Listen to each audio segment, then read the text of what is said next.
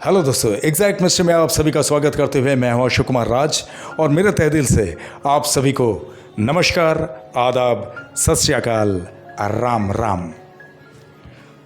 तो दोस्तों, आप लोगों से कह दूं कि इससे पहले भी बहुत सारे वीडियोस आप लोगों ने इसी तरह से देखते आए हैं और मुझे बहुत खुशी है इस बात की जिस तरह से आप लोग इत्मीनान से अपना कीमती वक्त देकर ये सारी वीडियोस को देखते जा रहे हैं। तो हमेशा इसी तरह से मेरे हर वीडियोस को देखते रहिए।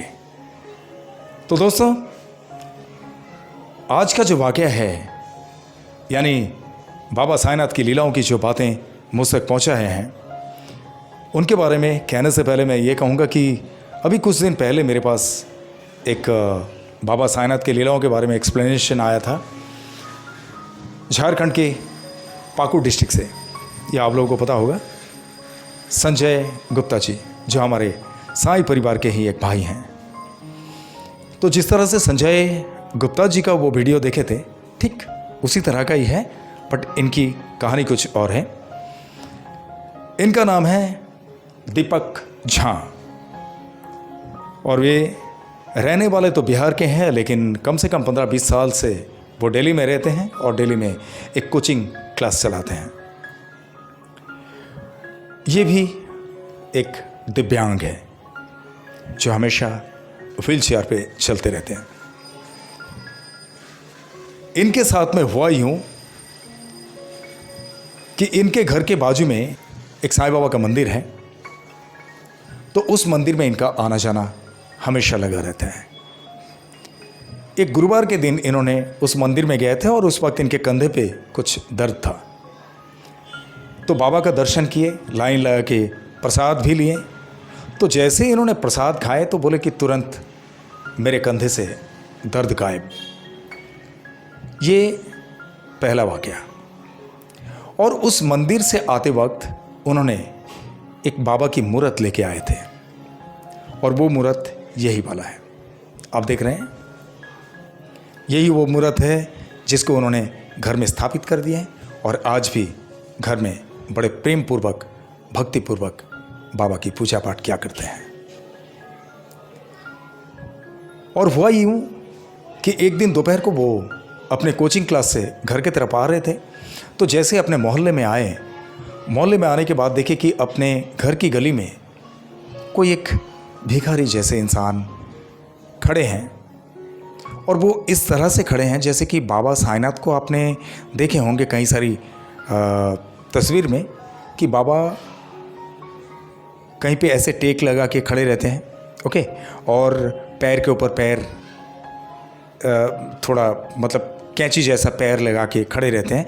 कृष्ण भगवान को आप लोगों ने देखे होंगे कि बांसुरी बजाते हुए जिस तरह से वो खड़े रहते हैं ना, एक पैर के ऊपर दूसरा पैर लगा के, ठीक इसी तरह से उन्होंने देखा कि वो खड़े हैं और इनको बड़ा अचंभित सा लगा। इनको ये लगा कि वो कोई साधारण इंसान है नहीं, उनकी चमक कुछ और सी थी। तो जैसे मन का भाव होता है ना, इस भाव से उन्होंने देखे। तो इन्होंने उनसे पूछा कि आप खाना खाओगे? तो उन्होंने कहा कि बिल्कुल खा लूँगा मैं। तो बोले अच्छा ठीक है, आप इधर आओ। तो उनको साथ में लेके आए, दरवाजे पे जो है बाहर उनको एक कुर्सी दिए बैठने के लिए और उनको घर से खाना ला के दिए। तो वो जस्ट खाना खा ही रहते, तो उनको खाना दे के वो घर के अंदर गए। तो घर के अंदर जाने के बाद दीपक जी को कुछ ऐसा लगा होगा, कुछ महसूस हुआ कि पता नहीं, मुझे तो ये साधारण सा नहीं लग रहा है। इनका जो खड़े होने का स्टाइल बाबा के जैसे, कृष्ण भगवान के जैसे, तो पता नहीं, एक बार देख तो लूँ, ज़रा उनसे पूछ लूँ कुछ और चाहिए तो नहीं खाने के लिए। तो जैसे ही वो पूछने के लिए बाहर आए तब तक वो खाना खा के निकल चुके थे। तो इन्होंने व्यक्त किया कि मुझे बड़ा ही अचंभित लगा कि अभी अभी तो बैठ के खाना खा रहे थे, वो गए तो कहाँ गए। अब ये सोच में पड़ गया है। और उसके 2-4 दिन के बाद किसी मित्र ने उनको एक तस्वीर ला के दिखाया और वो तस्वीर था बाबा साईनाथ के चरणों की तस्वीर। तो जैसे ही इनको दिखाए कि देखो बाबा साईनाथ के चरणों की ये तस्वीर मैं लेके आया, कितनी खूबसूरत है ना। तो उन्होंने जब उस तस्वीर को देखें तो उन्होंने कहा, अरे ये तो वही तस्वीर के जैसा लग रहा है कि जैसे एक कुछ दिन पहले हमारे गली में एक जन आए थे और उनको मैंने खाना भी खिलाया, लेकिन खाना खाते खाते वो कब उठ के चले गए, मैं घर के अंदर से आके देखा बाहर वो है नहीं, और वो जिस तरह से खड़े थे ठीक उन्हीं की तरह लग रहा है ये पैर। तो इनको बड़ा दुखद लगा कि और दोबारा उनका दर्शन नहीं हो पाया। तो वाकई इन्होंने पहले ही सोच लिए थे कि वो कोई दिव्य इंसान होंगे, क्योंकि बाबा साईनाथ तरह तरह के रूप में नज़र आते हैं अपने भक्तों को। और लेकिन हाँ, जिनमें दृढ़ता है बाबा उनको दर्शन ज़रूर देते हैं, लेकिन कब कहाँ कैसे ये भक्तों को मालूम नहीं पड़ता है।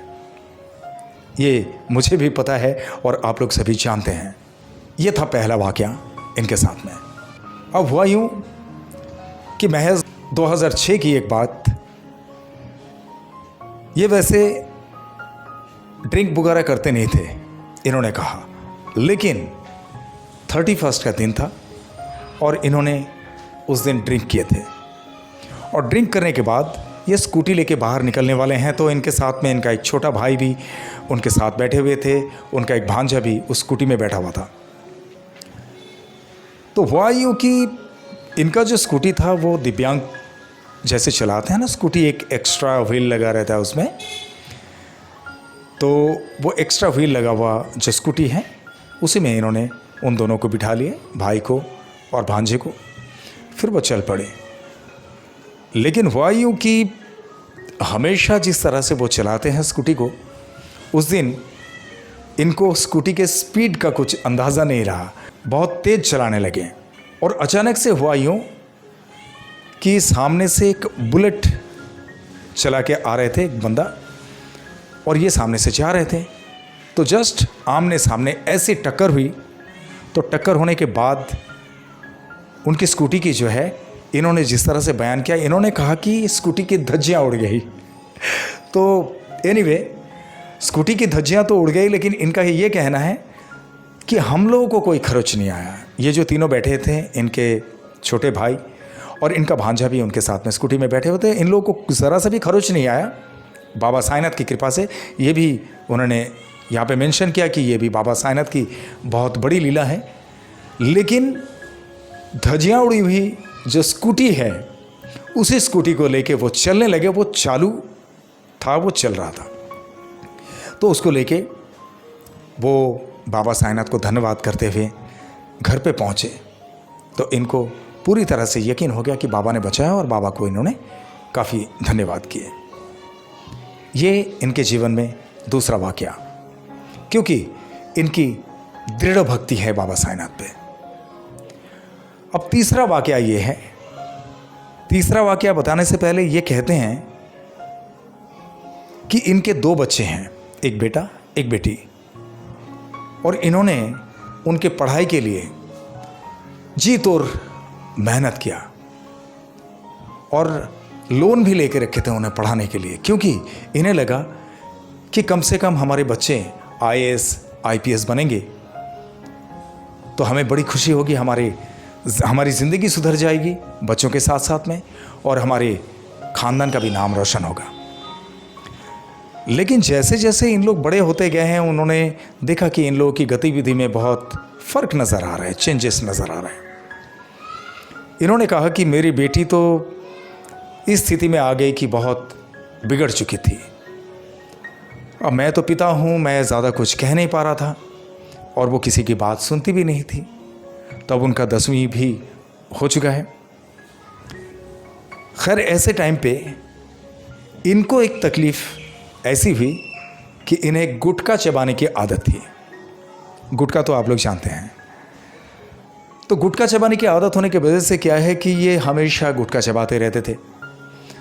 पर अचानक से एक दोस्त ने इनसे कहा कि देखो, आप साईं बाबा को मानते हो ना, तो साईं बाबा के नाम से आप इस गंदी चीज़ को छोड़ दो, गुटखा चबाना बंद कर दो बिल्कुल, ये बहुत गंदी नशा है यार। तो इन्होंने कहा ठीक है, आज से मैं और गुटखा में हाथ नहीं लगाऊंगा और गुटखा खाऊंगा भी नहीं। लेकिन करे क्या, आदत से मजबूर। महज 4-5 दिन के बाद इन्होंने फिर से गुटखा चबाया। इनको लगा थोड़ा चबा लूँ, तो वो जो गुटखा चबाया इन्होंने, इनके मुंह में एक छाला पड़ गया और वो छाला ऐसा कि वो सूखने का नाम ही नहीं ले रहा है। तो इनको बड़ी चिंता सताने लगी। इन्होंने एक डॉक्टर के पास जाना शुरू किया। वो डॉक्टर ने इनके पास से पैसा ऐंठना शुरू कर दिया और इतना पैसा ऐंठ लिए, इनसे ये भी कहा, इनको डरा के, कि भाई ये कैंसर की शुरुआत नज़र आ रही है। तो दीपक जी बड़े घबरा गए। उनको ये लगा, अरे क्या हो गया, मैंने तो ऐसा कभी सोचा नहीं था। तो इस डॉक्टर के पास वो सही होने का नाम ही नहीं ले रहा है, सही होने का नाम ही नहीं ले रहा है। अब इनको ये लगा कि नहीं, डॉक्टर चेंज करके देखो ज़रा। तो इन्होंने इमीडिएटली डॉक्टर चेंज किया और जैसे ही दूसरे डॉक्टर के पास जाके पहुँचे तो दूसरे डॉक्टर ने सारा कुछ मेडिकल टेस्ट करके इनको बताया, कैंसर की तो कोई नामो निशान हमें दिख नहीं रहा है भाई, आप रेगुलर ये मेडिसिन लो, सही हो जाएगा, कोई दिक्कत नहीं है। तो उनसे मेडिसिन लेते रहे और आखिर वो सही हो गया। लेकिन इसके लिए कम से कम महीना भर इनका कोचिंग क्लास बंद रहा। इनको बहुत बड़ा झटका यहाँ पे लगा, बहुत लॉस हुआ और यहाँ तक कि लोन भी पड़ा हुआ है बच्चों के पढ़ाई के लिए, जो लोन लिए थे। खैर बाद में वो धीरे धीरे उस लोन को चुकता कर दिए। पर अब इन्होंने अपने बच्चों के बारे में कहना शुरू किया कि मेरी बेटी की जो स्थिति थी, मेरी बेटी के लिए तब 21-22 साल की उम्र हो चुकी है और उनकी जो गतिविधि मैंने देखा तो उस गतिविधि से मैं परेशान था। तो मुझे घर वालों ने कहने लगे कि भाई 21-22 साल की तो उम्र हो चुकी है, अब उनको शादी करवा दो, पढ़ाई में क्या रखा है, अभी शादी करवा दो, वो ससुराल में जाएगी, अपने आप सुधर जाएगी। तो इन्होंने देखा कि ये तो बात तो सही कह रहे हैं, लेकिन मैं कदम नहीं बढ़ा पा रहा था। ये दीपक जी कह रहे हैं कि दीपक जी कदम नहीं बढ़ा पा रहे थे क्योंकि उनके पास पैसा ही नहीं है। दीपक जी ने कहा कि मेरी ऐसी स्थिति है कि जहर खाने का पैसा नहीं है मेरे पास, तो ऐसे में मैं बेटी की शादी के लिए कैसे सोच सकता हूँ। तो इनको बड़ी चिंता सताने लगी और इतने में बहुत सारे लड़कों का संपर्क भी इनसे करवाएं, लेकिन किसी से ये बात करने को राज़ी नहीं थे। बहुत सारे रिश्ते देखे इनके परिवार वालों ने, इनके दोस्त लोगों ने। आखिर हुआ यूं कि इनके परिवार में से ये कहा कि भाई एक बहुत अच्छा लड़का देखे हैं हमने। हाँ, लड़का कोई एम्प्लॉयड तो है नहीं, लेकिन ज़मीन जायदाद बहुत है, बहुत पैसे वाले घराने के हैं, खानदान अच्छा है। तब इन्होंने देखा कि चलो ठीक है, अगर ऐसा ही है, लड़का अगर अच्छा है, खानदानी है और पैसे वैसे की कोई दिक्कत नहीं है, तो बेटी भी सुख शांति से रह सकती है। तब इनको लगा ये रिश्ते को मंजूरी दे देनी चाहिए। अब ये हुआ कि इनकी बेटी को इन्होंने गांव में शिफ्ट कर दिया और गांव में शिफ्ट होने के बाद वहाँ पे कॉलेज में दाखिला हो गई और इनकी मिसेस जो है वो भी गांव में चले गए बेटी की देखभाल करने के लिए। अब यहाँ पे दिल्ली में रहने लगे दीपक जी और इनका बेटा। तो दीपक जी जिस तरह से काम कर रहे थे, अपना कोचिंग क्लास चला रहे थे, वो चलाते जा रहे हैं, लेकिन पैसे की तंगी। अब बेटी की वहाँ पे सारा कुछ देखभाल होने के बाद शादी तय हो चुकी है, शादी का डेट भी फिक्स्ड कि अब इनकी शादी करवानी है। और इसके बीच में ये सारा कुछ वाकया चल रहा था। इसके बीच में देखिए इनके साथ में एक ऐसा इंसिडेंट हुआ, अचानक से एक सपना आया और सपनों में इन्होंने देखा कि इनका जो छोटा भाई है, सोनू करके इनका एक छोटा भाई है जो बिहार में रहते हैं। तो इन्होंने देखा कि उनके भाई का एक रोड एक्सीडेंट में बहुत ही गंभीर स्थिति हो गई, उनके पैर में बहुत चोट आया और वो बिस्तर पे थे। तो जब ये आमने सामने हुए, दीपक जी जब उनके छोटे भाई के आमने सामने हुए, तो इनके छोटे भाई उनसे कहने लगे कि भैया डॉक्टर के पास आना जाना आप ही करो, क्योंकि डॉक्टर ने मुझे बिस्तर से उठने को चलने को मना कर दिया, टोटल बेड रेस्ट, तो मैं चलना फिरना कर नहीं सकता हूँ। और ये सपना जब इनका टूटा तो उसके बाद एक दिन वो मंदिर में गए, जिस साईं बाबा के मंदिर में वो आना जाना करते थे, और उस मंदिर में एक बड़ा सा कुत्ता रहा करता था। तो इन्होंने देखा जैसे इनके भाई के पैर में चोट नज़र आई थी इनको, ठीक उसी तरह से उस कुत्ते के भी अंग पे देखा कि छिला हुआ है, यानी कहीं पे कुछ ज़रूर उसके साथ हादसा हुआ होगा कुत्ते के साथ में, तो उसका स्किन जो है छिल गया। तब इन्होंने अपने तरफ से उस कुत्ते का इलाज करवाएं, कुत्ते को चंगा करवा दिए, ये बाबा की कृपा से। और इनका कहना यह है कि जो कुत्ता बाबा के मंदिर में रहता था उसके लिए सारा कुछ खाना पीना सब कुछ इंतज़ाम रहता था। खाना भी देते थे उनको, दूध भी पिलाते थे, और भक्त लोग आके भी उनको दूध पिलाते थे, खाना वाना खिलाते थे। तो हट्टे कट्टे मतलब वहाँ पे उस मंदिर में रहा करता था। सभी प्यार करते थे कुत्ते से। तो ये हुआ। और इसके बाद जब इनकी बेटी की शादी तय हो गई, अब शादी तय होने के बाद इनको बहुत चिंता सताने लगी। शादी तो तय हो गई, लेकिन अब करें तो क्या करें। इनकी बेटी की शादी का मामला है, एक फूटी कौड़ी भी इनके पास है नहीं। जैसा दीपक जी ने कहा कि एक फूटी कौड़ी भी मेरे पास है नहीं। ऐसे में वो स्पेशली इस बारे में मंदिर में गए और बाबा के सामने फूट फूट के रोने लगे, और रोते हुए बाबा से कहा कि बाबा, मेरी स्थिति के बारे में आपको सब कुछ पता है। मेरी बेटी की शादी भी तय हो गई और मेरे पास फूटी कौड़ी भी नहीं है। सारी बातों के लिए मैं परेशान हूँ और मुझे चिंताएं सताई जा रही है। करूँ तो क्या करूँ बाबा, मुझे कोई राह दिखाओ। एक तुम ही तो हो बाबा, बस तुम इतना कर दो कि हमेशा पूरी जिंदगी भर तुम्हारे चरणों में भीख मांगता रहूं, लेकिन किसी और के सामने मुझे हाथ फैलाने मत देना बाबा। तो ऐसा कहने लगे। घर पे आ गए। तो घर पे आने के बाद हमेशा उनके दिमाग में यही चल रहा है कि बेटी की शादी तो तय हो चुकी है, लेकिन पैसे का इंतज़ाम कहाँ से होगा, कैसे होगा, कुछ पता नहीं। लेकिन बाबा के पास उन्होंने फूट फूट के रोए थे, और रोते हुए बाबा से कहा था ना, तो इस वजह से हुआ यूं कि उनकी बेटी की शादी कुछ ही दिन बाकी रहा। ऐसे में अचानक से उनके पास एक व्हाट्सएप मैसेज आया कि आपको अगर पैसे की ज़रूरत है तो आप इस नंबर पे संपर्क कर सकते हैं, लेकिन हाँ, वो इंटरेस्ट पे था, पर पैसा ज़रूर मिलेगा। ऐसे में ये बड़े खुश हुए दीपक जी, और दीपक जी ने तुरंत वहाँ पे संपर्क किए। संपर्क करने के बाद वहाँ से इनको फीडबैक मिला कि भाई आपको कितना पैसा चाहिए। तो इन्होंने कहा मुझे 5 लाख चाहिए। बोला ठीक है, मिल जाएगा। तो उन्हें सारा जो सिस्टम है उनका समझा दिए कि इस तरह से इसका इंटरेस्ट आपको देना पड़ेगा। तो ये राज़ी हो गए, ठीक है मैं इंटरेस्ट दे दूंगा, इतना लोन तो चुकता किया, बेटी की शादी का ये भी मैं चुकता कर दूंगा। तो इतने कॉन्फिडेंटली उन्होंने 5 लाख रुपया वहाँ से उठा लिए। और 5 लाख रुपया जो उठाए वो लेने के बाद अपने बेटे को लेके गांव चले गए, और गांव जाके बड़े धूमधाम से अपनी बेटी की शादी करवाए।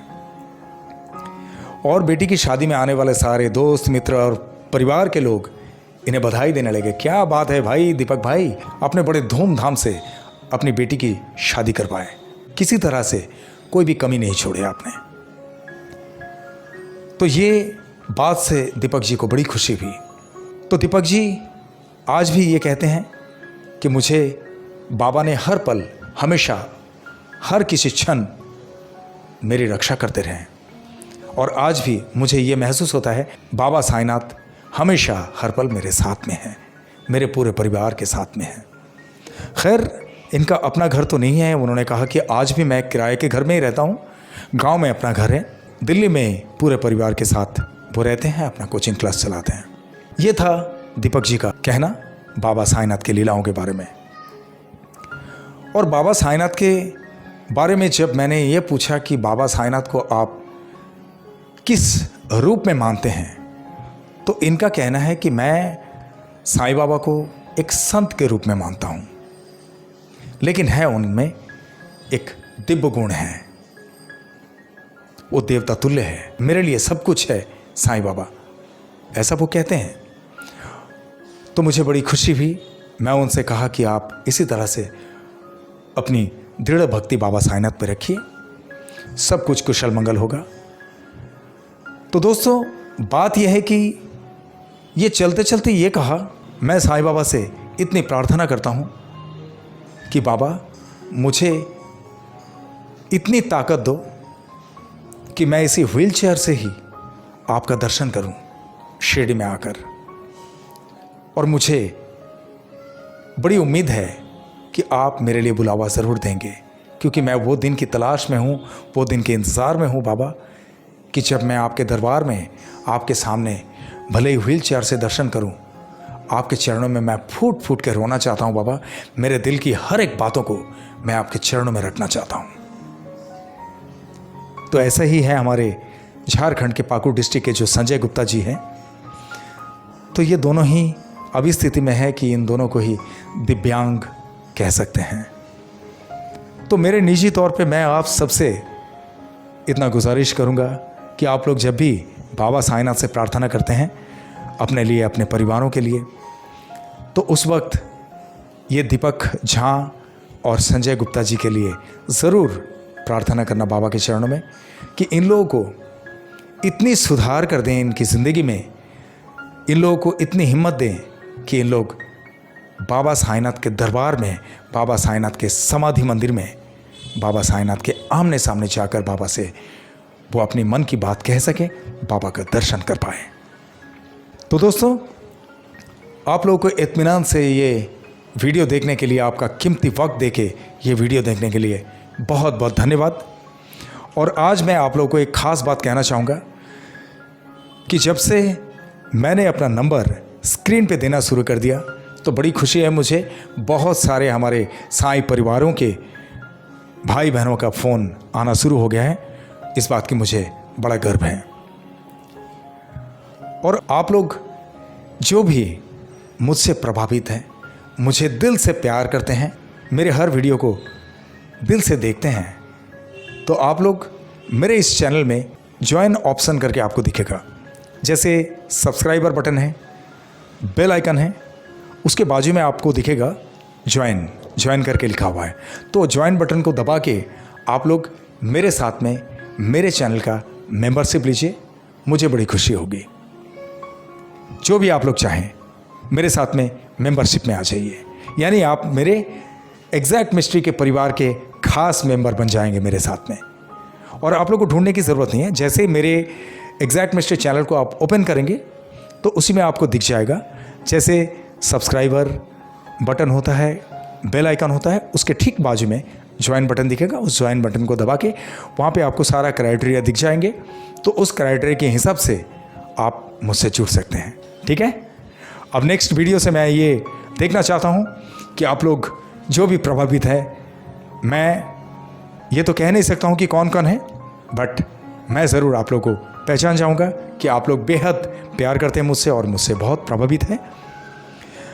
और जिन लोग भी मेरे इस चैनल में नए हैं, आप लोग मेरे इस चैनल को लाइक करें, शेयर करें, सब्सक्राइब करें और बेल आइकन को ज़रूर दबा दें, ताकि मेरे हर वीडियो का नोटिफिकेशन आप सब तक सबसे पहले पहुंचे। और ये भी कहूँगा मैं आप सबको कि आप लोग जिस तरह से मेरे चैनल को देखते आए हैं, लाइक करते आए हैं, सब्सक्राइब करते आए हैं, इसके लिए मुझे बहुत खुशी है।